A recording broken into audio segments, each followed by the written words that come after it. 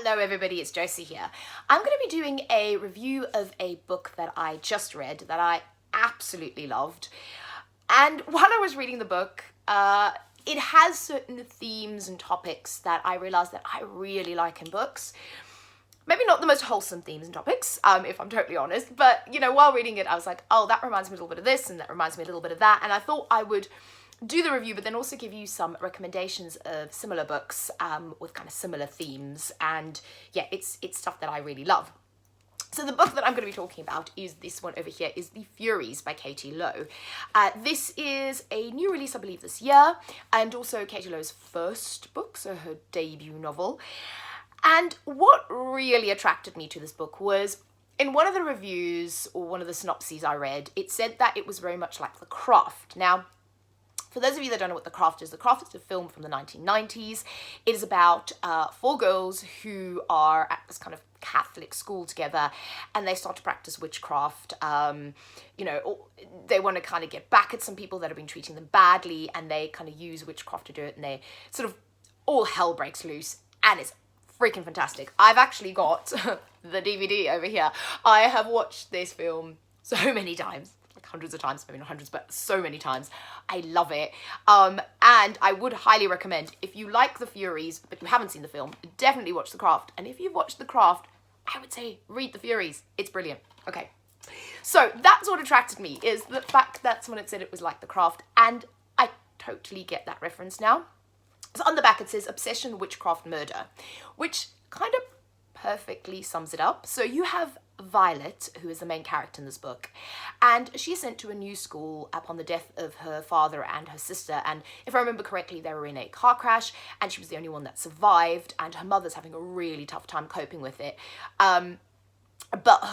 So what happened is the car crash was due to I think it was a truck or a lorry driving into the car that they were traveling with. Violet came out unscathed, but her father and her sister died.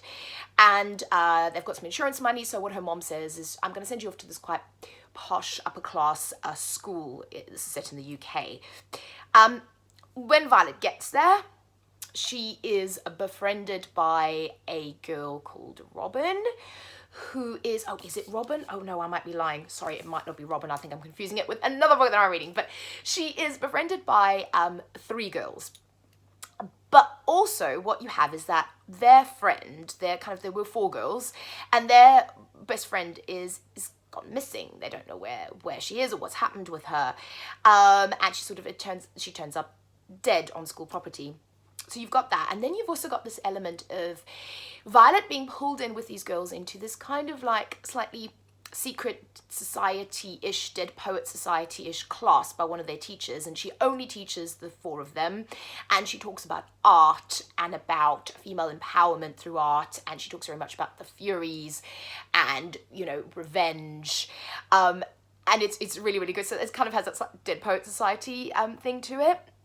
And these girls are also, particularly the girl that Violet is most drawn to, is very much attracted to witchcraft and this idea of getting revenge on men specifically and boys for what they've done. And there's a lot of unraveling. There's also the obsession element that I love, is kind of this relationship that Violet develops. And these two girls become sort of, it feels like this codependent, obsessive relationship.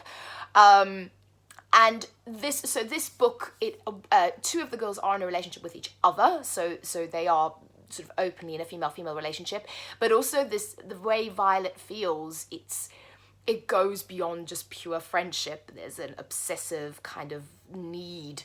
And I love that. I love the darkness that is in this book. I love the totally morally grey blackness of these characters, the lengths that they will go to, the kind of fucked up friendship group, that's kind of slight secret society-ish thing that they have going with this art class with this teacher. And I just loved it. I loved it. This is 5 stars for me. It's totally kind of up my alley as a book. And while I was reading it, I was like, oh yeah, of course I'm gonna love it. You can see I've tabbed, I don't know if you can see I've tabbed quite a lot of it. Because it reminded me a little bit, particularly in the kind of obsessive compulsive friendship element of one of my all-time favorite books, which is this one, Girls on Fire, by Robin Wasserman.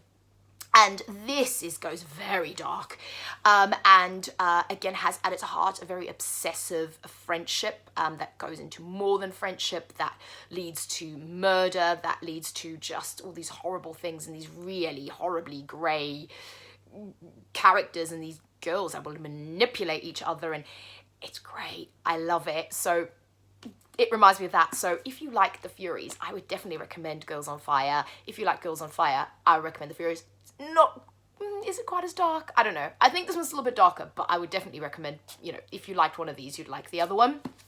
The other book that I would recommend is another new release. I think I put this in a previous video, is The Ninth House by Leigh Bardugo.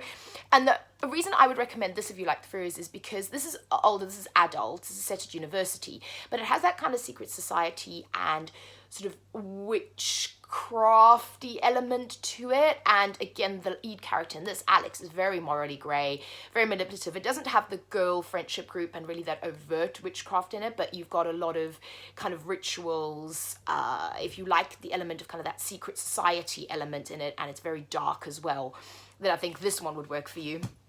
The other two books that I would recommend based on this and kind of more the girl, well, the other one in terms of the girl obsessiveness of this friendship and the darkness of the friendship is The Girls by Emma Cline. This is basically a retelling of the Manson murders from the perspective of these two girls that are kind of in the cult.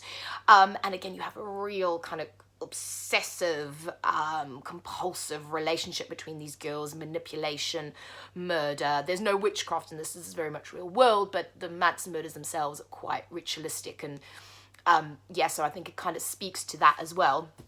And then the last book that I would recommend is this one over here, is Saw Kill Girls by Claire Legrand. Say that. Again, this was one of my favorite books that I read. I think it was last year I read this. And it has, this is more of a wholesome, I would say, friendship group in it. So the friendship group kind of sticks up for each other, and you've got these girls, but then you've got an element of kind of like ritualistic, witchcrafty type of goings on here. You've got murder, you've got revenge, and sort of a darkness again in it that I think just speaks to my obviously burnt coal black soul. But I love that. I think again it sort of gives me similar vibes. So if you like any of these books, I think Saw Kill Girls would be another one that you would enjoy. What I will also say is that, are all of them? Yeah, all of them. I'd say except Ninth House. I don't think there's any overt queerness in Ninth House, but I'm reading some into Alex as a character. I feel like she's bisexual. But all of the others do have queerness sort of overtly on the page, either bisexual or queer characters. Saw Kill Girls has a huge cast of queer characters. And like I said, with the Furies, you have one female-female relationship and the other relationship that's, yeah. So like I said, the Furies, totally recommend it, love it. If you love all that, if you love anything, kind of the themes I've talked about, then you'll love this. Let me know if you've read it, what you think, and also if you can think of any books that you think have those kind of themes in it that I would like. Recommendations always welcome, so please leave any recommendations below. And that's it. I will speak to you all again very soon. Have a good day. Bye-bye.